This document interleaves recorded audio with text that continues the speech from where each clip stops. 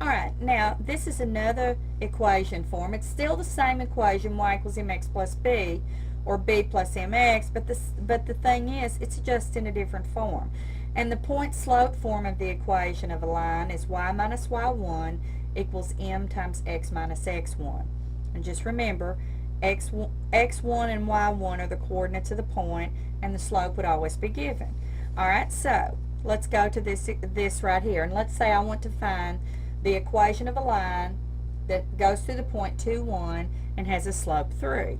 Alright, so I write my equation down. Y minus y1 equals m times x minus x1. Okay?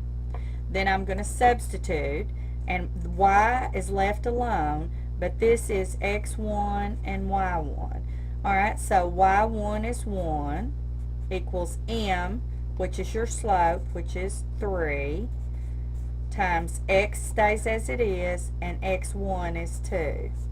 Alright, now we have to use the distributive property, and 3 times x is 3x, and 3 times negative 2 is negative 6.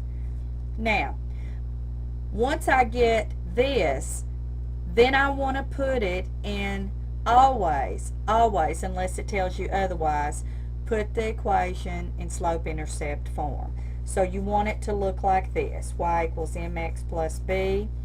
So then I want y by itself, so I move my constant over by adding 1 to both sides.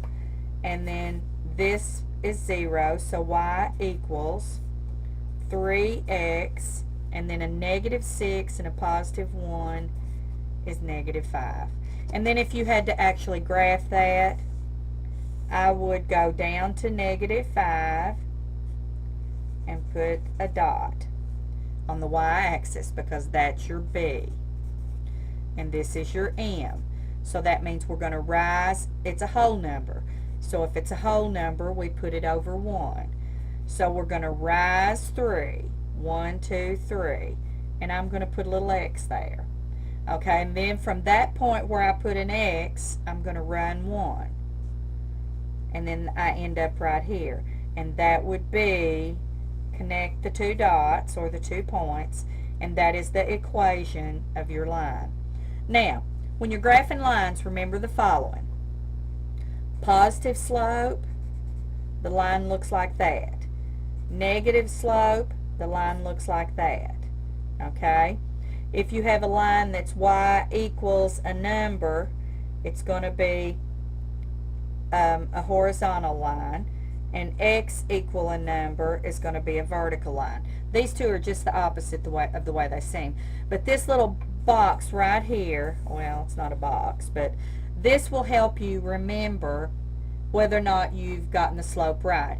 For example, if it turned out the slope was negative and I graphed it like this, we'd know it's wrong because the line needs to go that way in order to be negative. Okay? But the slope was positive. We have a positive slope here, so that's correct.